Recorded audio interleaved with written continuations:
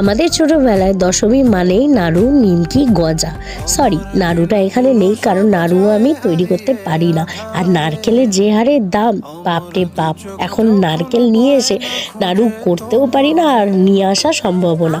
তো আমাদের দেখো ফুল গাছে কিন্তু একখানা জবা ফুল ফুটেছে। গাছটা কলমের গাছ, প্রায় 3-4 বছর হয়ে গেছে। প্রত্যেক বছরই একটা দুটো করে ফুল দেয়, তো এবছর অনেকটা দেরি হলো ফুল দিতে। তো যাই হোক, একটা ফুল তো দিয়েছে, এটাই সন্তুষ্ট। আজকে সকাল থেকেই প্রচুর বৃষ্টি হচ্ছে আর এবারে দুর্গাপুজোর নবমীর দিন মানে অবিশ্বাস্যকর একটা ঘটনা, আমি কোথাও কোনো খিচুড়ি খেতে পারিনি। সত্যি আমার সারা জীবনে এই দিনটা আমি ভুলতে পারবো না।